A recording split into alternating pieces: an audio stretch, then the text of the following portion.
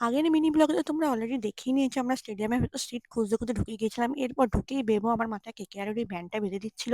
বাঁধতে এদিকে already toss round জিতে ফার্স্টেই দিল্লির ব্যাটিং এর চান্স পেয়ে গেছে। এই আনন্দে জানি না কেকেআর ফ্যানরা হট করে ফ্ল্যাগ ওড়াতে লেগে গেল। এরপরই ফার্স্টেই ভাই একটু কোল্ড ড্রিঙ্কস এনে দিল। এরপর খেলা শুরু হতে না হতেই উইকেট নেওয়া শুরু। তো দেখো শ্রেয়াস আইয়ার কেকেআরের কি দারুণ বলটা ক্যাচ করলো। এই দেখে আনন্দে আমি একটু ঠান্ডা খেয়ে গলাটা ভিজিয়ে নিলাম।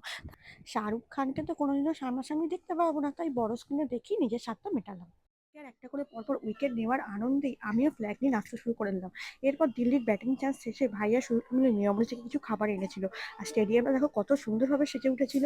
এরপর কেকেআরে খেলা শুরু হতে মিয়ামরি খাবার খেতে খেতে অলরেডি দেখি 5 ওভার হয়ে 71 রান করে ফেলেছে। এই আনন্দে বেবো কেকেআরে ফ্ল্যাগ নিয়ে নাচতে শুরু করে। শেষ অব্দি আমরাও কেকেআর জিততে নাচানাচি করে শেষ অব্দি শাহরুখ খানকে চোখের দেখা দেখেছি মাঠে।